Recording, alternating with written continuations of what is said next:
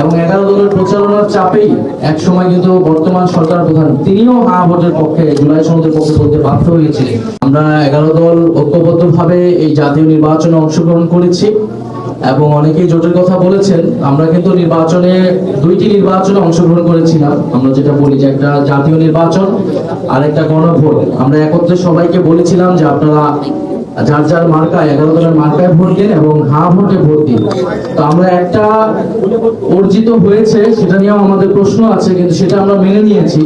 কিন্তু আমাদের যে দ্বিতীয় অংশটা, যে হ্যাঁ ভোট, যেমন 70% মানুষ 11 দলের আহ্বানে হ্যাঁ ভোট দিয়েছে এবং 11 দলের প্রচারণার চাপেই এক সময় কিন্তু বর্তমান সরকার প্রধান তিনিও হ্যাঁ ভোটের পক্ষে, জুলাই সনদের পক্ষে বলতে বাধ্য হয়েছিলেন।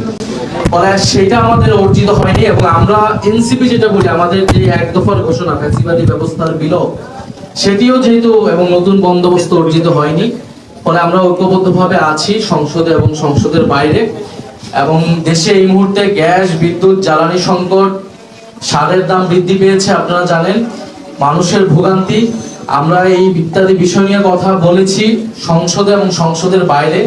আমরা জনগণের অধিকারের পক্ষে আমরা কথা বলে যাব। 11 দল না, আমরা আমাদের এই আন্দোলন এটা জনগণের পক্ষের আন্দোলন, এটা নতুন বাংলাদেশ গড়ার আন্দোলন। আরো যারা শক্তি, যারা নির্বাচনে হয়তো আমাদের সাথে আসতে পারেনি নানা কারণে, সেই সকল রাজনৈতিক সামাজিক শক্তিকে আমরা আহ্বান জানাচ্ছি যে একত্রে জোটগতভাবে হোক, যুগপৎভাবে হোক, এই সরকারকে অবশ্যই আমাদেরকে জনগণের পক্ষে, তারা যে গণবিরোধী নীতিগুলো নিচ্ছে, আপনারা জানেন যে গোমের আইন তারা করছে, মানবাধিকার কমিশনের আইন তারা আগের আইনের থেকেও দুর্বল আইন করছে, অর্থাৎ ফ্যাসিবাদী ব্যবস্থাকে তারা টিকিয়ে রাখার চেষ্টা করছে সরকার। ফলে আমাদেরকে গণতান্ত্রিক শক্তিগুলোকে, বাংলাদেশের পক্ষের শক্তি, ইসলামের পক্ষের শক্তিগুলোকে আমাদেরকে ঐক্যবদ্ধ হতে হবে আগ্রাসনের বিরুদ্ধে, আধিপত্যবাদের বিরুদ্ধে এবং স্বৈরাচারের বিরুদ্ধে।